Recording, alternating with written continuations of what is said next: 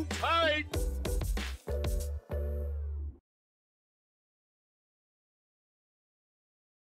Good morning, everyone. Thank you for soldiering through to the final day of ETS.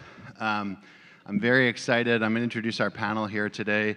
It's an honor to be taking the stage, especially following Paul Lau, who's, in my opinion, one of the most innovative, well, you can see the data, one of the most innovative and courageous CEOs in our industry today, really leading tremendous innovation. And you'll see we've got some more folks just like that here on the stage. Our topic today is going to be data, right? And you've heard a good amount about data. You've heard about artificial intelligence and cybersecurity and privacy and all the issues that are related to data. Our topic's the emerging value of data and the future grid. So who do we have here? Well, luckily, we've got two folks that have been good friends of mine and one that's a new friend of mine who've been working in this field for quite a while. I'm going to start from the farthest and then work closer over here. So Andy Rector is Senior Vice President of Engineering at GE Vernova. Brings a great perspective coming out of industry and everything that he's bringing to the table. Venkat Tirupati is VP of DevOps and Grid Transformation at ERCOT. And then Madhava Utagikar is Executive Vice President of Resilience and Technology at LCRA. Now, I had the opportunity, before I started the Electric Grid Cybersecurity Alliance, to be the Chief Administrative Officer at LCRA, and so I had the chance to work with Madhava and Venkat in that role, and can assure you that you've got some of the brightest minds and the sharpest folks, both in terms of strategy and execution, that you can find in the industry today to address this topic. So before we jump into questions, and I've got a few questions to start off the discussion. If you have a question, we really want to make it interactive, jump up to one of these mic stands, and if you have a question, we'll take yours. But I want you, before we start, to really pause and think about where we're at in history right now. I know those of you that are choosing to lead, choosing to innovate, it can be a pretty tough deal. The utility industry is not exactly full of early adopters, right? This is a very storied industry that has had a lot of stability for almost more than 100 years. And we're not an industry that has the luxury, like others, of, quote, moving fast and breaking things. We don't do that. We don't break things, right? In fact, resilience and reliability is core to what we do. People depend on us, and so you have to do some of the hardest jobs that anybody's got out there. You need to innovate and change and invent the future, while at the same time delivering an enormously high quality of service. And so that's a really, really tough challenge. But when we look back hundreds of years from now, and folks can say, think about where we were at that time, that the world was poised to have exploding demand for electricity to support better lives for people around the world, and also challenged by environmental concerns. And these people, and they'll be talking about you in the room, came up with solutions to make that possible, to make us able to have both a tremendous energy resource and also a clean one that protects the world that we care about so much. So with that, I'm going to open our first question. And so let's get a kind of a baseline here of what are some of the types of data that an electric utility uses, and why is it so important? We'll start with Madhava and have everybody weigh in on that. All right, can you hear me? So if you're moving megawatts through the grid, then you're generating gigabytes of data. I mean, that's the reality, right? So electric grid, when it is operating, generates various types of data, especially the mission-critical data, real-time information generated from SCADA, generation management systems, energy management systems, synchrophaser, advanced distribution management systems, you can just name it. And this data is very critical for the operation of electric grid.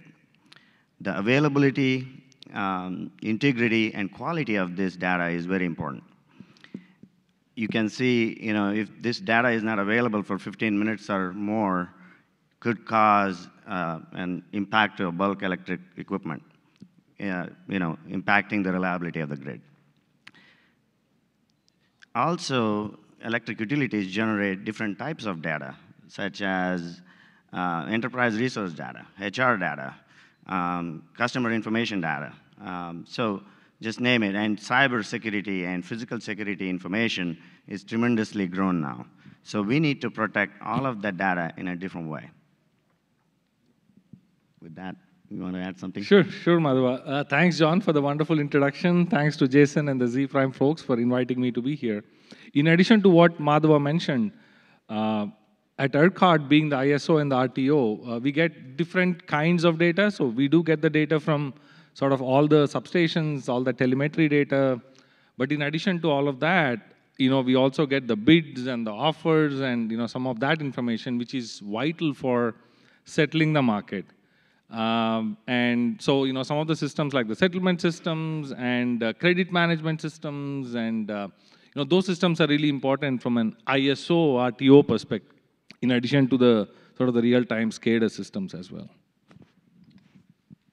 Yeah, once again, thank you, John and Z Prime. It's a pleasure to be here. And as a local, it's great to see so many people from the industry here in Austin. The piece I'll add, at GE Vernova, we provide many of the ADMS and EMS solutions around the world, and we've seen entire ecosystems build up around our solutions for both internal and external reporting, and those data sets tend to be fused with some of the external data sources like weather data, market data, et cetera, as well as the other functions within the grid, or excuse me, within the utility, so some of the HR data that you were talking about. And unfortunately, given the technology investments in the industry, some of those data interfaces end up being the most fragile points. So you have a big storm come, guess what? Every single executive wants to log in and see the dashboard, and that's suddenly pressurizing this data connection point. And so we kind of have to take the same mentality to this ecosystem around the EMS and ADMS solutions on the IT side as well as the OT side, and it's just not there yet. So one of the things we hear talked about a lot in the industry is that and you hear it in their first answers here, is that the amount of data that we're dealing with is expanding, right? We're almost drowning in it. And how do we make sense of this data that's coming in? So I want to go back to the panel with what are some of the challenges that you see that the obstacles that are in our way here to making use of the data, to really getting to the place where the data is really working for us, we're not working for it. Again, as I said, if we go back to a decade from now, right? Utilities have changed a lot. The landscape of technology has changed a lot, and also the challenges of the demand, where utilities have started to integrate distributed energy resources, for example, or advanced technologies. And that is generating a lot of data with automation, what we have in place. So I can see that the data we collect today is 3 times more than what we did 10 years ago. And it is going to continue to grow. And cyber and physical threats are real, and they have increased a lot since COVID time. That is collecting lots of data. Like I'm talking about, in a day, we collect a terabyte of data, right? So it poses lots of challenge, and how do we manage that? How do we use that data to generate meaningful results? At the same time, the speed is the key. We need to solve problems very quickly. I think if you think about ERCOT as an organization, we truly don't own any assets. I mean, we are not a transmission provider or a generation company. So it's really all about data for ERCOT. And we have a policy where, because of legal issues and things like that, we don't seem to purge data at all. So storage is a big deal for us. And then over the last 20-some years, we have so much data at our fingertips at ERCOT. And we think about, well, how do we get value out of this data, right? Data is data, but until you get some value and align the sort of the value to the mission of the organization, it's of no use. So I think what we are seriously thinking about ERCOT is, well, we have all this data. How can we actually get insights out of this data and help us with our day-to-day operations? So we have lots of initiatives that are happening within the organization to get that value proposition out of the data and make use of it in a meaningful way. Yeah, so I'm either about to gain a lot of credibility in the room or lose it. But as John mentioned, we're new friends, and I spent the first 20 years of my career in the aviation industry. And there, one of the big things we pushed was data liberation. And so you have black boxes on aircraft that record millions of data points for every flight. And we literally pushed the industry to share all that data across all the operators so they could be proactive in learning from safety issues, performance issues, save fuel, maintenance, et cetera. And it really took everyone saying, what rules do we need to put in place to liberate this data? Because you can't just let it go. And I think we need to see that in the utility industry as well, where we have within utilities very siloed data structures. I'm sure your massive amounts of databases are in different functions and people won't share it. And then between us, being willing to share those data sets, and you really can't do it unless you have the right technology in place so that you have the right controls, access controls, auditability, et cetera. So essentially it's freedom through structure. And I would highly recommend looking at Gartner and other people have published what's called data ops standards. We at GE Vernova have adopted those and part of our data fabric strategy. And it's really critical to liberate that data, but do it in the right way. I can certainly, relate to that, Andy, because, at ERCOT, we have lots of data, but in terms of how to use the data, there are certainly different silos within the organization, different business groups, look at different sets of data. There is really no consistent data architecture within the organization. We struggle with data governance of, the data.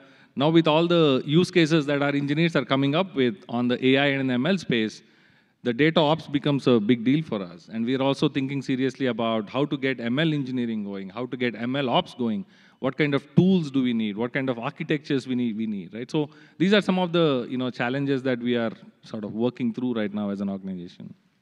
Yeah, there's a recent survey by Hitachi that showed that 25% of the respondents spent more than 50% of their data time just getting the right data sets. And so look at all that inefficiency of expensive people. We're hiring PhDs, people with power systems experience. These are unicorns, and they're running around chasing data, And the piece I'll add to that is these are heavily solved problems in other industries. There's open source technologies, there's licensable technologies that, again, solve some of these low-level problems, and we just need to bring that here to this industry, and I'm very excited to do it. So we can't have a conversation with these folks about data without touching on artificial intelligence and machine learning in some way. So what are some of your thoughts on both the potential of what this does for us in managing data and also some of the risk that's out there? Any thoughts on that? So we currently adapted to some level of AI and machine learning algorithms, right? Especially in our power plants, we leverage predictive analytics tool to prevent or for preventive maintenance of turbines, or even in substations for transformer monitoring capabilities. So they provide quite a bit of information by comparing to the historical data, weather data in many areas. And like from AI perspective, like we use in cyber world to detect threat intel, and as quick as we can learn, that quick we could able to respond to that. So moving forward, right, what I see that every component of what we use today will have some kind of AI embedded in it. So that is the future. And it helps us manipulate huge amount of data very quickly to turn into solutions which can be used in real-time operations, which can be used in planning, engineering, all aspects of utility operations. I think, John, as you all know, the potential is really immense. And in terms of, when we did a survey within the organization, hey, how can AI ML help us? We came out with about 50 different use cases in terms of what we could be doing, right? And if I could take one example, forecasting is such a big deal for ERCOT. And forecasting could mean many things, right? I mean, we have to do demand forecasting. We want to do resource availability forecasting. We want to do outage forecasting. We want to do weather forecasting. We want to do, IBR sort of resource, forecasting and things like that. So if you sort of divide the AI ML into three distinct things, which is descriptive, I think we all do a very good job of descriptive. We all have different business intelligence tools and dashboards and things like that we have built over the years. But the other two, which is predictive and prescriptive, is where I think the technology has gotten really better, right? As Madhava said, predictive is something that I think a lot of companies are embracing, but I think we need to go to a stage where we need to start thinking about how to use AI ML for prescriptive technologies. And at ERCOT, we are working with some of the cutting-edge companies across the world in trying to help us solve some of the really toughest problems that hasn't been really solved over the last 30, 40 years. And to give a very specific example, we run what is called a security constraint unit commitment. Our engineers run security constraint, optimal power flow. These programs take 20, 30 minutes to solve. These are complex programs. But then with the change that is happening in the resource mix, with the change that is happening on the demand side, gone are the days where I just study for the peak load and assume that everything is going to be okay, right? I mean, the load profiles and the patterns are changing so dramatically that I need to be able to study, rather in a very probabilistic way, different scenarios. And for that, I need, a different ways of solving the problems. And, if something takes 20, 30 minutes to solve, I mean, we can't just run the grid reliably, right? So we are looking at, cutting-edge AI, ML technologies, deep, neural networks to solve some of the age-old power system kind of problems.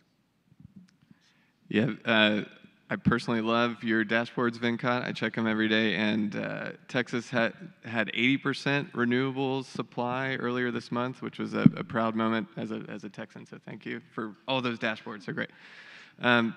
When it comes to implementing AI and ML solutions in industrial applications, I really think of eating the onion from both sides. So the first is, where can you get rid of back office waste that isn't necessarily on the operational side of the house? I mean, somebody mentioned it in one of the panels yesterday. We're still companies. We still have all of the normal company stuff.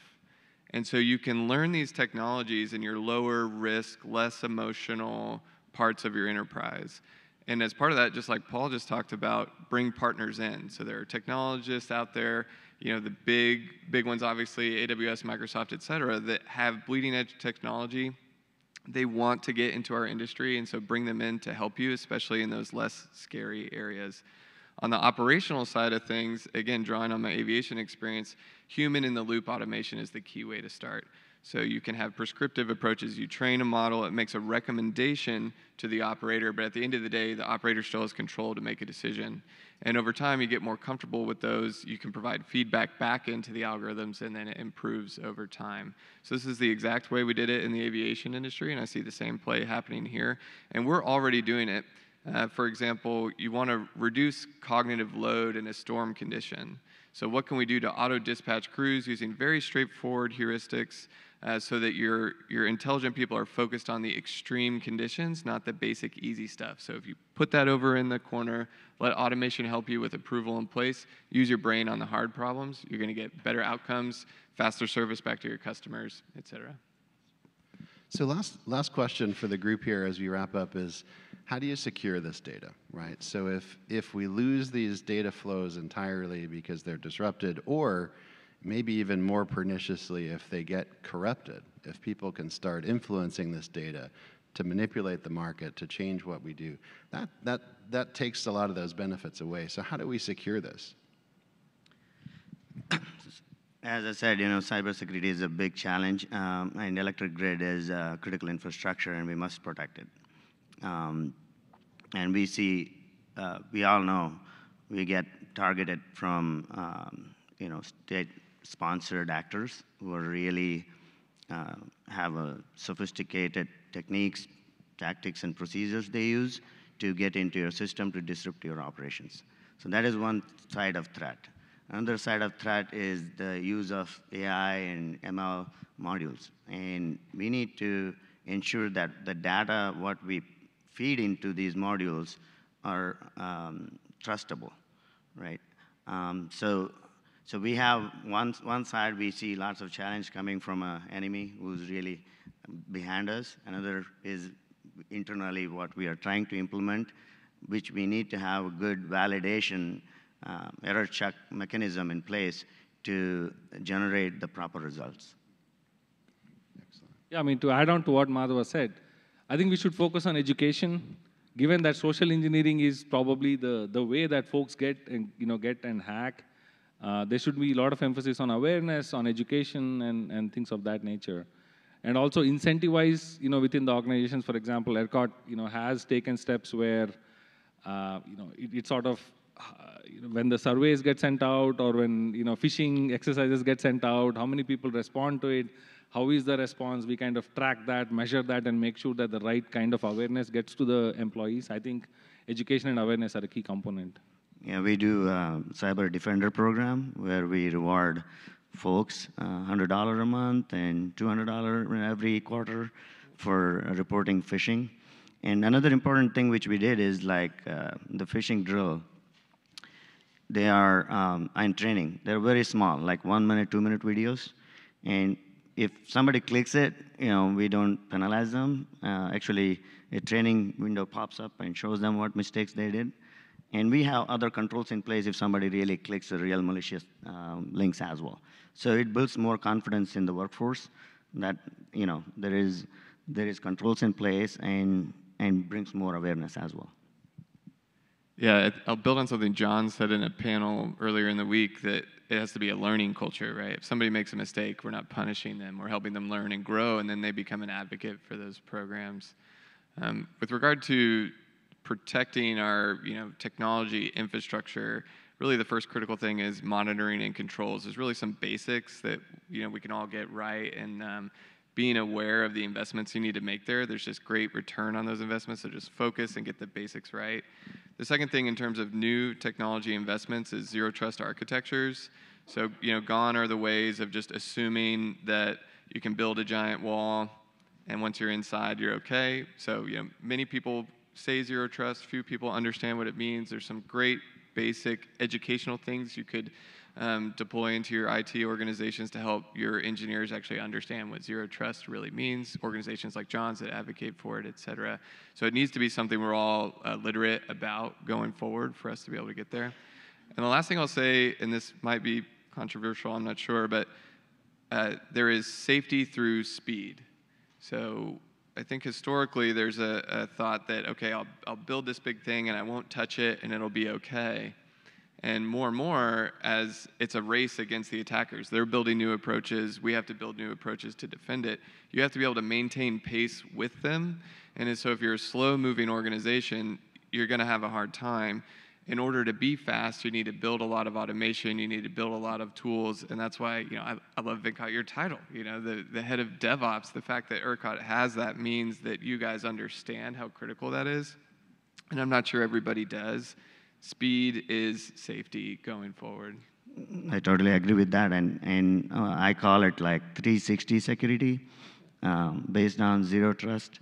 You need to, of course, you need to have some kind of cybersecurity framework developed for your organization, which brings all your stakeholders to speak the same language. Then you have all these, endpoint security, cloud security, network application security, which all you need to implement. Again, the speed is the key, and to get there, you definitely need to collaborate with your fellow utility partners, your government agencies such as CISA, FBI, DIR, to be ahead of those kind of attacks. Well, let's give our panel a round of applause, and thank you for your time and insights today. I don't want to, I'm dying to hear Rudy Garza next, another of the most innovative and great CEOs in our space today, who's already done a fantastic job at CPS. And I want to thank also Jason Rodriguez, the ETS folks, the Z-Prime folks. We're not all here just because it's our job. You guys have plenty of other things in your day job you're going to go to. You're here because you're part of a movement, because you believe in change, you believe in doing something different. And Jason and Z-Prime have really done more than almost anybody I know to bring people like you together so we can learn from each other, be strengthened by each other, and go back to our jobs and keep making a difference. So thank you to those folks as well. Hang on tight!